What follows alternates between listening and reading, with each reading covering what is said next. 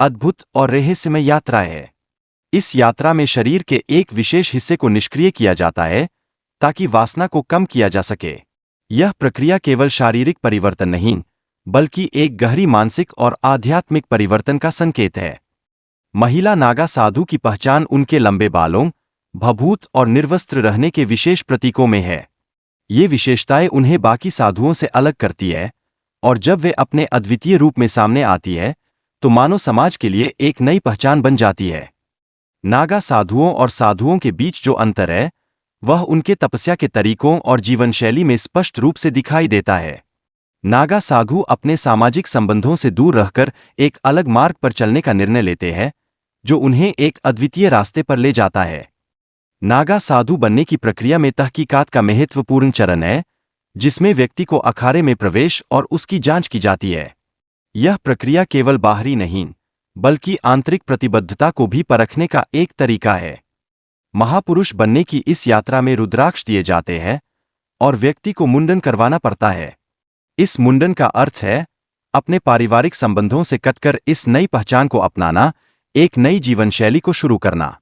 महिला नागा साधु बनने के लिए 10 से 15 वर्ष तक ब्रह्मचर्य का पालन करना पड़ता है और अंततः उन्हें दीक्षा दी जाती है। यह दीक्षा उनके जीवन में एक नया अध्याय शुरू करती है, जिसमें साधना का गहरा अर्थ समाहित होता है। इस प्रक्रिया में मुंडन और पिंड दान का विशेष महत्व होता है। यह उनके साधना के प्रारंभ को दर्शाता है और उनके नए जीवन की नींव रखता है, जो आगे चलकर उनकी आध्यात्मिक यात्रा में महत्वपूर्ण बन जाता है। संन्यास लेने के बाद महिला साधु की जिम्मेदारी होती है भगवान का जाप करना और साधना में व्यस्त रहना। यह उनकी आध्यात्मिक यात्रा का एक महत्वपूर्ण हिस्सा बन जाता है, जो उन्हें आत्मा की गहराइयों में ले जाता है।